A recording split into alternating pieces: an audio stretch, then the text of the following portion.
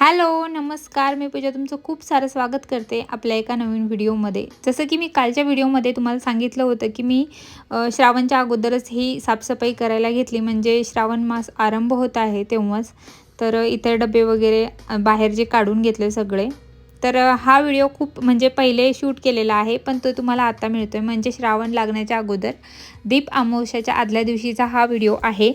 तर सगळा क्लीन करून घेतला आहे आणि इथं ना जो रॅक आहे त्याच्यामध्ये खूप साऱ्या धूळ वगैरे पसरलं. तर मध्येच मुलांना भूक लागली, संडे होता तर. तर मी इथं मूग डाळीचे जी भजी असतात ती बनवायला घेतलीत. खूप सोपे आहे, लगेच होता. मूग डाळ थोडीशी 1-1.5 तास भिजवत ठेवायची, त्याच्यात हिरवी मिरची, कांदा वगैरे टाकायचा आणि जिरा वगैरे टाकून छान हे जो पेस्ट आहे तो थोडं काढून घ्यायचं मिक्सरमध्ये ओबड-धोबड आणि ही भजी बनवायची. खूप टेस्टी होतात ही भजी. म्हणजे मला थोडीशी एनर्जी पाहिजे होती. मी भांडे वगैरे काढून घेतले, जेवण सकाळी झालेला होता, दुपारचा वेळ आहे हा.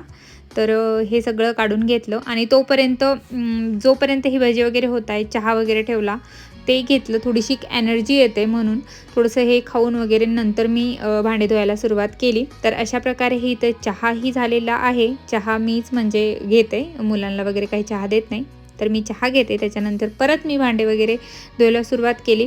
आणि भांडी जेव्हाही आपण धुतो तर खूप सारा हे होतं की पसारा होतो. भांडे धुवायला जेवढा वेळ लागत नाही तेवढे ते काढायला आणि ते व्यवस्थित लावायला तेवढा वेळ लागतो. धुवायला लगेच होतात ते.